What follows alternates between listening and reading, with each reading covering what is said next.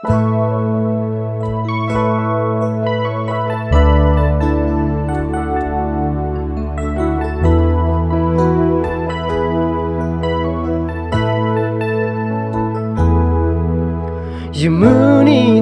o lagu balano osi ta kweta ya ta o lagu tawi dona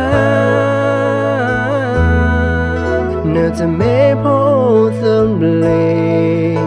me polo no ashu di me ugapa tombu yena tani ba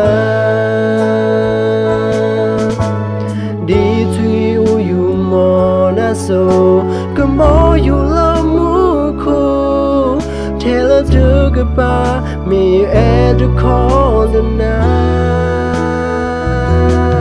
me yes I told him by na muni pay ti bana me yes I told that on bana pay ti bana no do solo you touch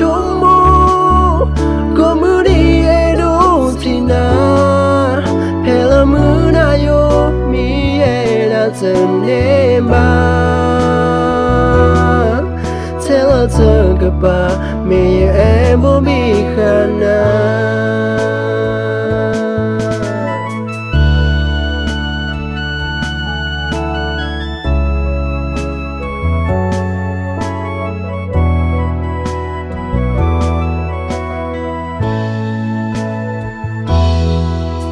you munita o lagu balano osi ta kweta ya ta o lagu tawi dona na te me po thumble me polo no ashu di me ugapa tombu yena tani ba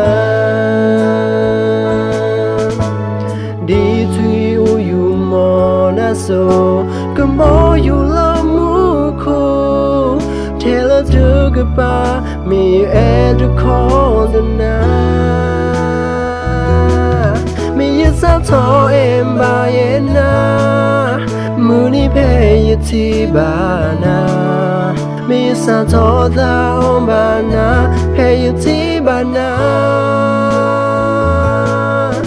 no do solo you touch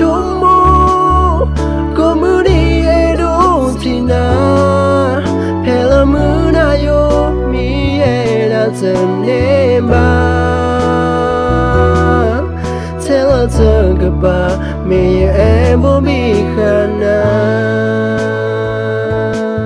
me yes I told him by na muni pay ti bana me yes I told that on bana pay ti bana no do solo you touch